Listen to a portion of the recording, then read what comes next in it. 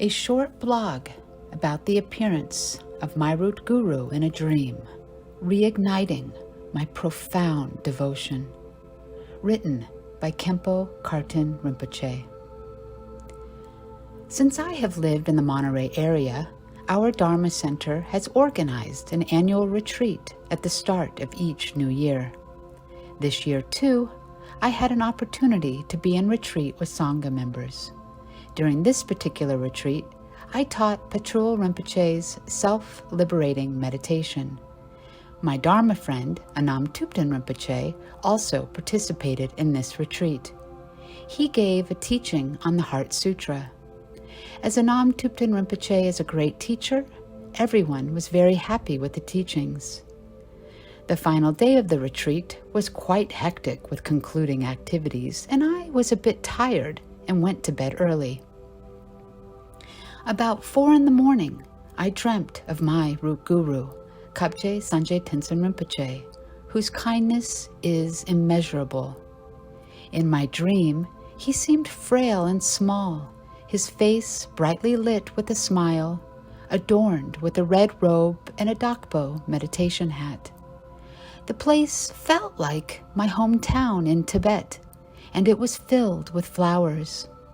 Rinpoche was with about 100 to 200 of his followers, and at that instant, my heart was filled with immeasurable joy.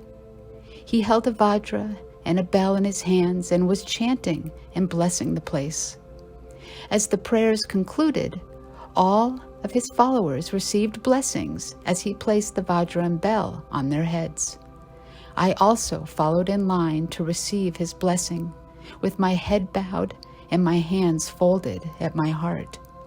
He placed the vajra on my head and then looked straight at me intently and said, "Persevere and practice, be patient with students and followers, and tame your mind. Do not adopt or get rid of anything, but be mindful at all times. There is nothing other than this to meditate upon." When I woke up around 5 a.m., my heart was filled with a sense of joy that I had never experienced before. It was almost unbelievable, and I couldn't tell if it was in fact a dream or if it was real.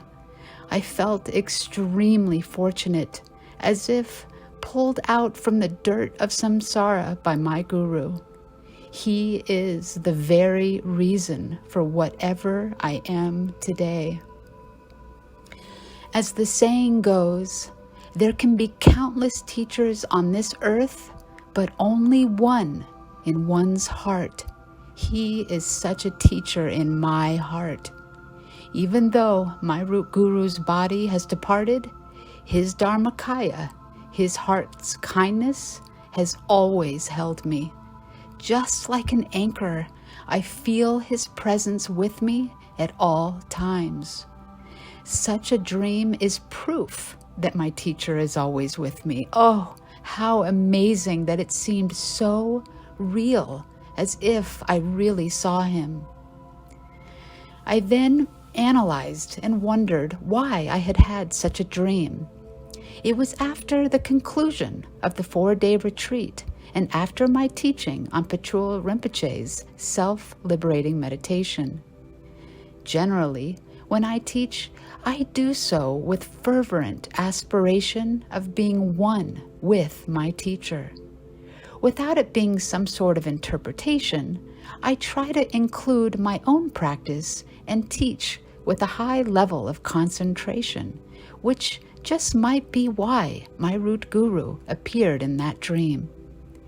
Even though he was not present during the retreat, because his wisdom mind is inseparable from the teachings, I interpreted that as his contentment of my teaching.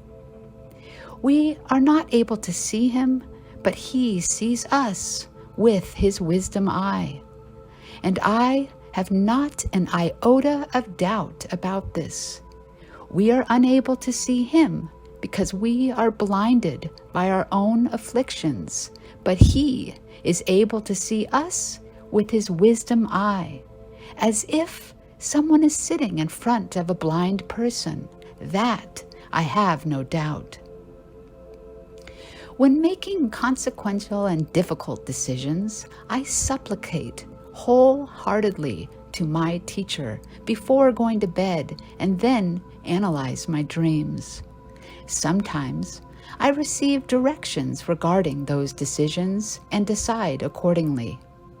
There is a Tibetan saying, "When you can't depend upon humans, with fervent devotion to your lamas, seek for guidance, and you can depend on them." I have complete faith in my lama's direction. Some may say that a dream is just a dream, and that might be right too.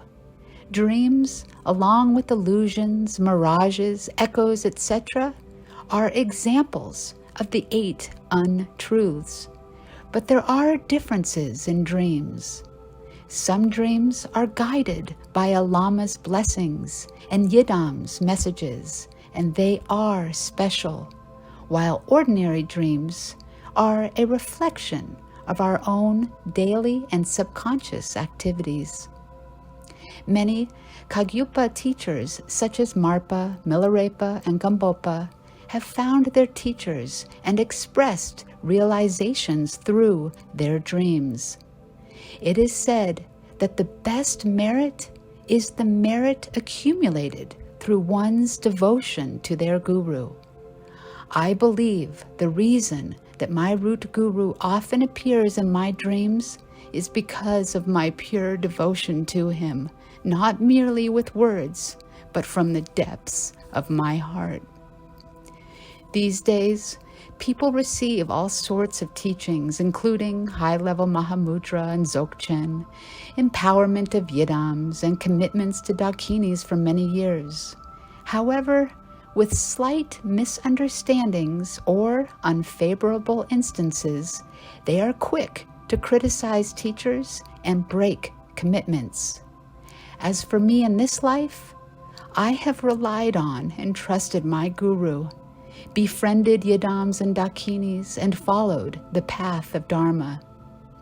If I do not die and live for some time, my only aspiration is to become like you, my guru. This is my vajra-like pledge and steadfast resolve. In conclusion, to tread on the path of Dharma is your kindness. For all concepts to turn into Dharma is your kindness. To dispel confusion of all paths is my pledge. All confusions to dawn into wisdom is my deep aspiration. The wisdom of clear light of the mind, if left undisturbed and uncontrived, will lead to the state of Buddhahood. Such vajra words of yours and Kadampa masters will never betray. O Lama, you have passed on to benefit others. I, your student, passionately pray from afar. If you see with your wisdom eye, hold me in your blessing, O protector of all beings. Unmistaken is to be born and tread the path of Dharma. Unmistaken is to rely completely on a guru such as you. Unmistaken is to have chosen the path of Dharma. Imaho. Now I am filled with joy. With my mind stabilized with devotion, in reality, in calm abiding, and in dreams, O Lama, your fragrance of presence is always with me. These thoughts make me a very fortunate one.